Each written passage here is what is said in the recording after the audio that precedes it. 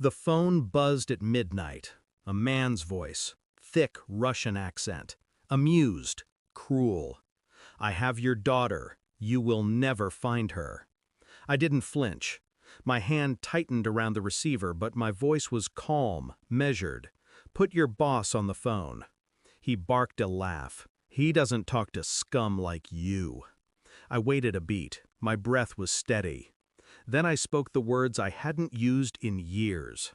"Tell him the winter wolf wants to talk." The laughter died instantly. Silence stretched across the line like a noose. A minute later, a deeper voice came on, gravelly, old. "Who is this? How do you know that name?" I closed my eyes. My reflection stared back at me from the black window pane. My daughter's face flickered in memory. "You have until midnight," I whispered, and then I hung up. The Winter Wolf, a name I had buried, a ghost from a life my daughter never knew I lived.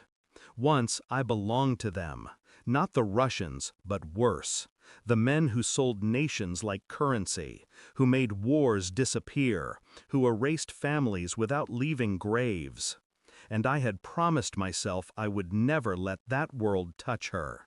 Yet it had, not by accident. Someone close had betrayed me. That was the only way they could have known where to find her. The Russian mob didn't stumble onto the child of a ghost. Someone pointed them to her.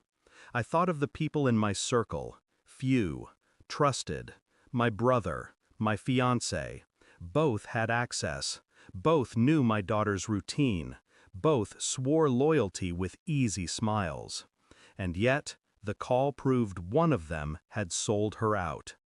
That betrayal burned deeper than the threat. Because a Russian mobster was predictable, betrayal from family was not. I didn't storm out of the house. I didn't raise my voice. I moved like water, quiet, relentless. I started with phone records, hidden lines, numbers that didn't belong. My fiancé's name appeared where it shouldn't. Calls routed through encrypted services, a link to an offshore account. I traced movements, timelines, excuses she had fed me. Each one cracked under scrutiny. But there was another thread, my brother. He had debts, gambling, quiet meetings with the wrong men in the wrong bars. It was a perfect trap, both paths lined with blood. I played the role of father at home. I tucked in my son, my hand steady. I held my fiancée close, my lips brushing her hair, whispering lies of safety. Inside, I counted hours, minutes, seconds, and each one brought me closer to the truth. The proof came in a single photograph, an encrypted file pulled from a message queue. My fiancé, standing beside the mobster, smiling, her hand brushing his arm. Her betrayal wasn't financial, it was intimate, personal.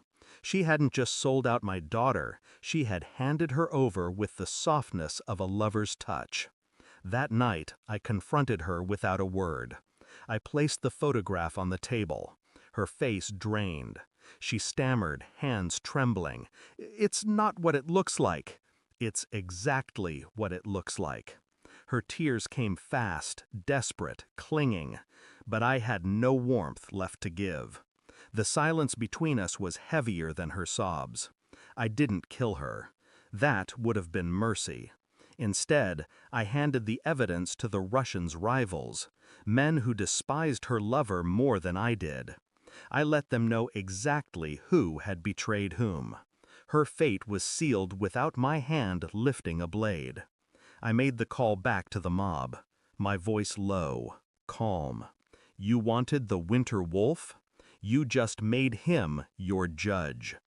By dawn, my daughter was released, untouched, left at the edge of town with no explanation. My fiancé never returned. The house is silent now. My daughter sleeps upstairs, safe, for now. She will never know the name Winter Wolf. She will never know the price that was paid to keep her breathing. But I know, and I will carry it. I walk to the mirror, stare at the man reflected back. His eyes are colder than the flames of betrayal that birthed him. I thought I had buried the winter wolf. But wolves don't die. They wait. And tonight, the wolf came back. Thanks for watching. Don't forget to like, share, and comment. Subscribe now to Cheating Stories Insight World for more amazing stories.